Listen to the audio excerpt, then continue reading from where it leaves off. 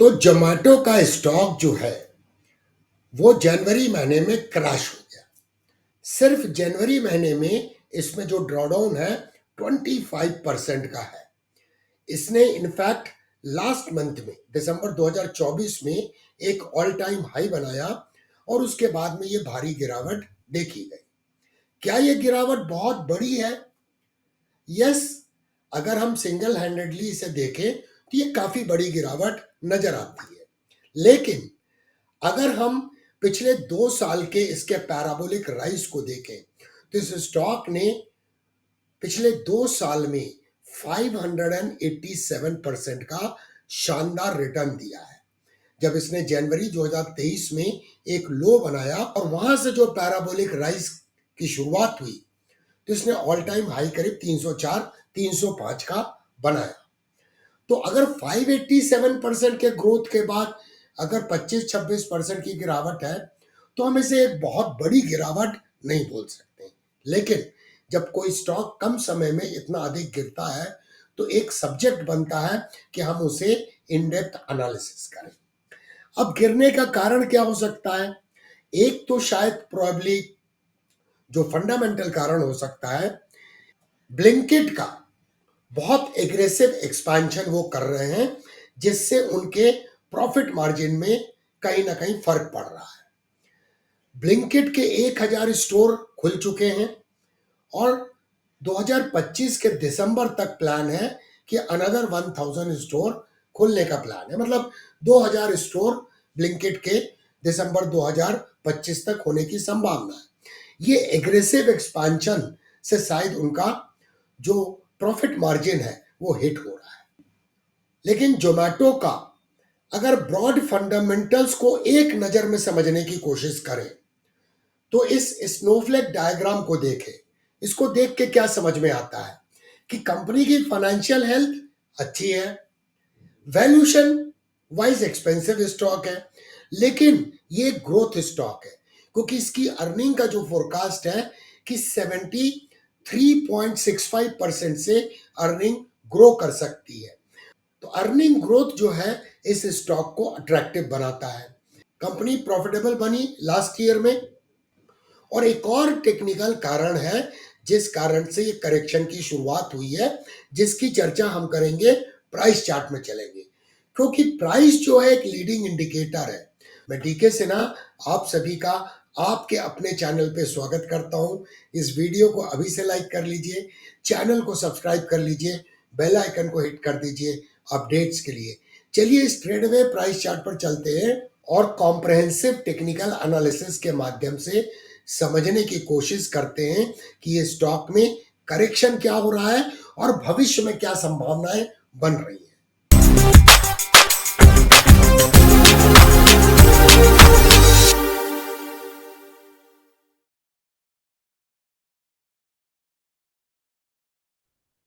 Zomato share की technical analysis के पहले एक नजर डालते हैं इसके पिछले 8 क्वार्टरली रिजल्ट्स पे, तो उससे हमें इसके परफॉर्मेंस के ट्रेंड का पता लगेगा।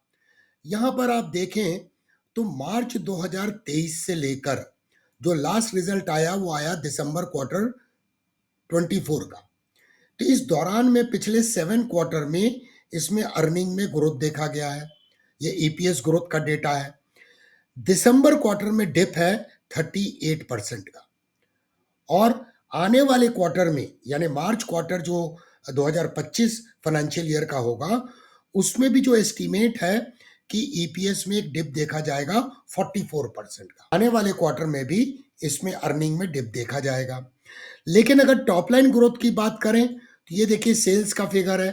कंसिस्टेंटली पिछले 8 क्वार्टर्स में इसमें ग्रोथ देखी गई है और ये सारी ग्रोथ जो है जो इसका फोरकास्ट था, एस्टिमेट था, उससे कहीं ना कहीं बेहतर आई है। और इवन अगले क्वार्टर में भी मतलब मार्च 2025 के क्वार्टर में भी 65% का सेल्स में ग्रोथ प्रोजेक्टेड है। चलिए अब टेक्निकल एनालिसिस करते हैं। तो ये स्टॉक ने देखिए यहाँ पर एक ऑल टाइम हाई बनाया था और उसके बाद ये करीब 75% का ड्रॉडाउन देखा गया और उसके बाद ट्रेंड रिवर्सल हुआ। यहाँ इसने डबल बॉटम बनाया, डबल बॉटम का यहाँ ब्रेकआउट हुआ और इसके बाद ये पैराबोलिक राइज देखा गया और इस स्टॉक ने 587% का रिटर्न दिया। यहां इसने एक ऑल टाइम हाई बनाया। ऑल टाइम हाई कब था? दिसंबर 2024 में 304.7 का। और उसके बाद में आप देखिए जनवरी महीने में अभी ये ट्रेड हो रहा है 210 पे, तो काफी बड़ी गिरावट है। 304 से 210 के लेवल पे ये स्टॉक आ गया है। तो सिंगल मंथ में 24-25% की गिरावट हम देख रहे हैं जनवरी 2025 में। अब ये समझना बहुत जरूरी है कि यहाँ एक राउंडिंग बॉटम पैटर्न का ब्रेकआउट है। क्या इस राउंडिंग बॉटम पैटर्न के नेकलाइन को प्राइस ने टेस्ट कर लिया है? क्योंकि नेकलाइन एक इंपॉर्टेंट सपोर्ट है। तो आप देखिए यहाँ पर भी एक लार्ज लोअर शेडो है और यहाँ पर भी लार्ज लोअर शेडो है। तो इसका मतलब यह है कि नेकलाइन को प्राइस ने पहले टेस्ट कर लिया है। अब यहाँ पर देखिए EMA 21 कहाँ पर है? 189 पे। तो इसका मतलब 189 एक अच्छा सपोर्ट है। क्या हम और भी कुछ एविडेंस का पता लगा सकते हैं कि कहाँ पे सपोर्ट हो सकता है जो ये गिरावट हो रही है? तो ये देखिए, पहले तो ये लास्ट इंपल्सिव वेव है, ठीक है। अगर इस इंपल्सिव वेव की अगर हम रिट्रेसमेंट एनालिसिस करें, तो चलिए रिट्रेसमेंट एनालिसिस करके देखते हैं। तो यहाँ पर देखिए 192 पर गोल्डन रेशियो आ रहा है और हमने क्या देखा? 189 पर इसका EMA 21 की वैल्यू है। तो अगर मीन रिवर्जन में कुछ और करेक्शन होता है तो शायद 189 से 192 का जोन जो है, ये जोन इसका एक डिमांड एरिया होगा और यहां से हम आशा कर सकते हैं कि ये स्टॉक करेक्शन करके बाउंस बैक कर सकता है।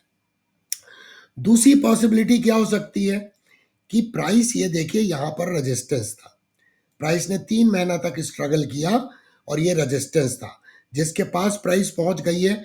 तो हो सकता है कि ये करेक्शन समाप्त भी हो और यहां से हम आने वाले वीक में इसमें बाउंस बैक देख सकते हैं, जिसको लोअर टाइम फ्रेम में जब चलेंगे तो बेहतर तरीके से समझेंगे। अब ये सोचना जरूरी है कि क्या हम टेक्निकल एनालिसिस की स्टडी के आधार पर ये पता लगा सकते थे कि ये जो करेक्शन हो रहा है जिसकी संभावना हो सकती थी? तो पहले तो आप देखिए पिछले 5 महीने तक ये स्टॉक इस लेवल के ऊपर में क्लोज नहीं दे पाया। 280 के ऊपर ये क्लोजिंग नहीं दे पा रहा था मंथ ऑन मंथ। तो कहीं ना कहीं सप्लाई एरिया था, बहुत सप्लाई एरिया था, लंबे दौरान तक 280 के ऊपर क्लोज नहीं दे रहा था। तो लॉस ऑफ मोमेंटम तो क्लियरली प्राइस एक्शन से समझ में आ रहा था। लेकिन अगर हम प्राइस एक्शन के अलावा ये राउंडिंग पैटर्न का एक टारगेट निकालने की कोशिश करें, तो चलिए इसके टारगेट को प्रोजेक्ट करते हैं। तो ये देखिए मैंने इसे मेजर किया और इसे मैं प्रोजेक्ट कर रहा हूं। तो यहाँ पे हम क्या देख रहे हैं कि इसने करीब करीब टारगेट को अचीव किया है। टारगेट वैसे 308 309 का आ रहा था, उसके थोड़ा पहले से रिजेक्ट हुआ है। तो कहीं ना कहीं जैसे ही प्राइस टारगेट के पास पहुंचती है तो एक प्राइस का रिजेक्शन होता है। लेकिन जब इस करेक्शन की समाप्ति के बाद ट्रेंड का रिजम्पशन होगा तो इस राउंडिंग पैटर्न के अनुसार 100% एक्सपेंशन का टारगेट आता है 485, जो काफी बड़ा टारगेट है। तो अभी भी इसमें अपसाइड का कुशन प्राइस एक्शन के अनुसार नजर आ रहा है। क्या कोई और एविडेंस है जिससे ये पता लगे ये करेक्शन हो सकता था? तो ये देखिए एक पैराबोलिक राइज था, उसके बाद इस जगह पे प्राइस ने कंसोलिडेट किया। तो अगर ये प्रायर इंपल्सिव वेव की अगर हम वेव एनालिसिस करें तो देखिए इसको मैं मेजर कर रहा हूं और इसे मैं प्रोजेक्ट करता हूं। क्या किया प्राइस ने 127.2% एक्सपेंशन पे 5 महीने तक स्ट्रगल किया, क्योंकि पहला टारगेट इस इंपल्सिव वेव का आ चुका था और उसके बाद ये करेक्शन की शुरुआत हुई। इसका मतलब ट्रेंड रिजम्पशन के बाद अगर वेव एनालिसिस के अनुसार देखें तो अगला पोटेंशियल टारगेट क्या होगा? 161.8% एक्सपेंशन का, जो करीब 437 पे निकल के आता है। तो हमने दो एंगल से देखा कि हम ये आशा जता सकते थे कि कहीं ना कहीं करेक्शन होगा टेक्निकल एनालिसिस के आधार पर। चलिए अब बढ़ते हैं वीकली प्राइस चार्ट में। तो वीकली प्राइस चार्ट में हम क्या देख रहे हैं कि प्राइस करेंटली EMA 55 के नीचे में ट्रेड हो रही है। देखना यह होगा कि करंट वीक तो अभी समाप्त नहीं हुआ है और इस वीक में ये 15.23% की गिरावट के साथ ट्रेड हो रहा है। क्या ये EMA 55 को डिफेंड करेगा? जैसा इस करेक्शन के दौरान इसने तो उसे टेस्ट भी नहीं किया और यहाँ पे एक पिन बार का फॉर्मेशन हो गया। तो प्राइस में क्या आने वाले 2 दिनों के अंदर में, मतलब 22 जनवरी, 23 जनवरी और 24 जनवरी, तो 24 जनवरी तक में क्या इसमें रिकवरी आएगी और प्राइस यहाँ पर डिफेंड करेगी EMA 55 को? अगर ये डिफेंड करती है तो बहुत बड़ी संभावना होगी ये करेक्शन समाप्त हो गया है, क्योंकि यहाँ देखिए प्राइस का रेजिस्टेंस था जो शायद एक सपोर्ट के रूप में काम कर सकता है। क्या कुछ और टेक्निकल एविडेंस थे जो करेक्शन की ओर इशारा कर रहे थे? यहाँ देखिए मार्केट ने हायर हाइज का फॉर्मेशन किया और RSI मोमेंटम इंडिकेटर को देखें तो बेरिश डाइवर्जेंस नजर आ रहा था।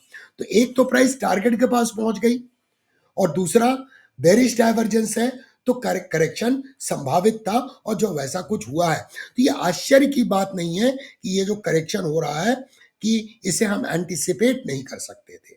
नंबर 2, अगर विलियम परसेंटेज आर को देखें तो वीकली चार्ट पर ये -92.6 पर है, तो मतलब ओवर सोल्ड टेरिटरी में है।